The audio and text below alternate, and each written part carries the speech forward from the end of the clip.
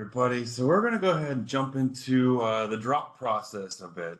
So we'll review a couple of the terms of the maintenance of dues, the commitment dates, and then the overall procedures that we go through. And so the drop process is basically as we face the challenges of the Janus decision back in 2018. CTA created our maintenance of dues language, and so all of our members who joined starting 2018 or so going forward have all agreed to our new maintenance of dues language on our enrollment form and our commitment cards. If there are long-term members before that decision, and your chapter has not gone through any maintenance of dues or any commitment campaigns, then members who are previously members before that decision are not necessarily bound by this language. Basically, that means that they can drop their membership and stop their dues at any time. They just have to put a request in writing to your chapter president. This maintenance of dues language does commit them to being a member on an annual basis. And so they have agreed to the terms and conditions outlined below, where they've signed up to maintain that membership on that. On their based off of their enrollment form signature date. So that was one more time. That is so individuals who have been long-term members, say they joined member back in 2010, and you haven't done a commitment campaign. If they have not signed any legal document for either maintenance of dues or a commitment card, then they're not obligated to maintain that membership. So what that means is they can submit a request to your chapter president or drop their membership and revoke their dues authorization at the same time. They're not bound by any of our commitment language. The new members who have signed this are going to be bound by the commitment language as defined in that terms and conditions. And basically that means that the date that they sign the form makes that window for when they're eligible to drop their membership. And that window opens up about 10 months from the day they sign the form. And so if they sign the form today, 10 months from now, which would be putting us back into September, was when their window would open up and they can submit that letter to request. Once their window opens up, they do have 30 days to submit that request on an annual basis in order to drop their membership and revoke their dues. So just remember that there is a difference between membership and dues, and so that the commitment language we created does separate the two. What that means is that nobody is required to be a member of the union. There is no obligation for anyone to be a member, but they do have that obligation to pay us dues if they've signed the commitment form or the new language. And so they can choose to drop their membership at any time, but that dues authorization will remain in effect until they submit their request in writing within their window period. And so membership can be dropped anytime. They have to submit their letter, and that it's only valid if submitted within the revocation period. We don't predate, we don't accept post-dated letters, we don't accept anything outside of that window. And then, of course, if members don't have a commitment date, they can drop their membership anytime and revoke the dues. So the easier way to kind of understand that revocation window period is 60 days prior to the anniversary date of that member's signature. And it closes 30 days to it. So if they signed on September 1st, that would make their drop window between July 3rd and August 2nd.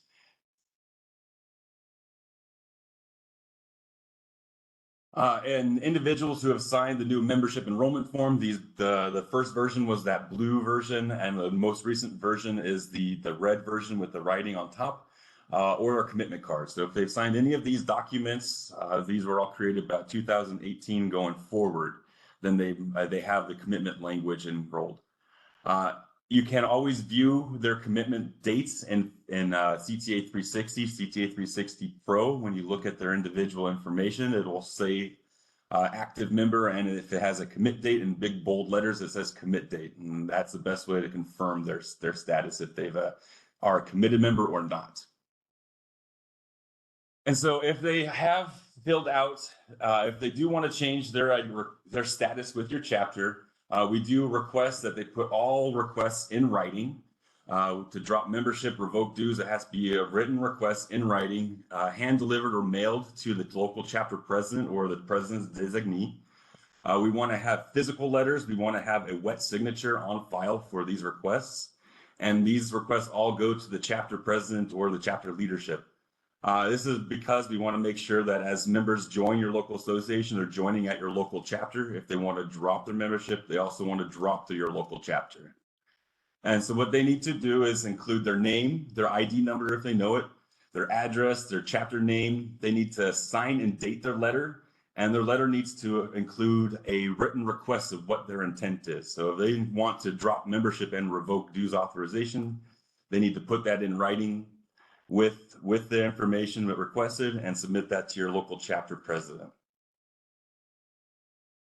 That will start the whole drop process. And so within 15 days of getting notified of we have intent to drop, we hope to wrap up the situation, wrap up the inquiry, and complete the process.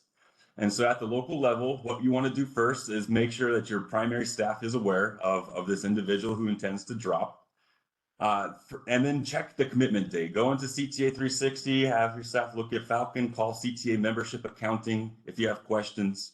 And verify their commitment date, because that will determine what they're able to do, if they're able to drop and revoke their dues, or if they're going to be dropping outside of their window and they may have to be required to continue to pay dues. Most of the time when they have that requirement to continue to pay dues but not have any benefits, they choose to maintain their membership at least until their window opens. And so it's very important to at least confirm their request before we process anything. We want to make sure we reach out to the member directly. Somebody reviews the benefits that they might lose if they have insurance policies to the standard. They will lose those. And so make sure that they understand what it means by dropping membership and they're no longer being eligible for CTA membership or benefits. After that discussion, if they choose to continue to drop their membership and revoke their dues authorization, make sure you collect that letter, that physical letter that they have that's signed with their wet signature. Provide that letter to your CTA membership staff person up here in Burlingame. Let them know that you contacted the person and that the reason for the drop, potentially their drop could be the dues are too expensive. And so they don't have the ability to pay for the annual membership dues. We do track that in our database. We maintain those reasons why these people have dropped.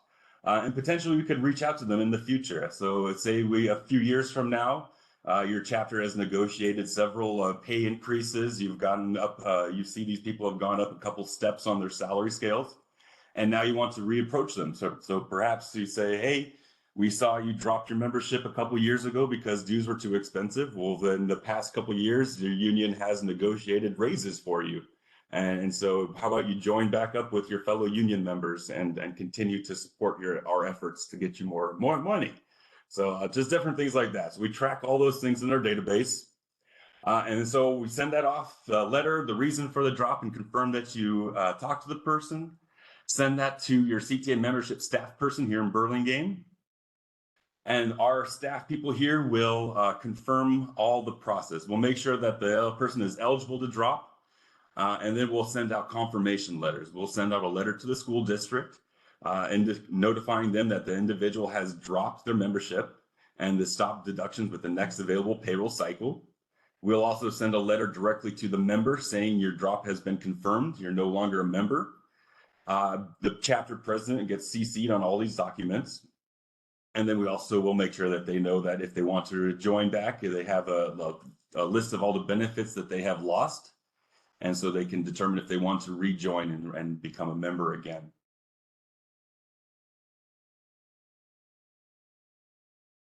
All right, so a couple of scenarios. Members with no commitment date, they can drop their dues at any point and their membership. They just have to submit that letter in writing. If they have a commitment date, they have to be within their window or outside of their window. And those are two of the scenarios that we would make sure that they determines their ability to move forward with the process.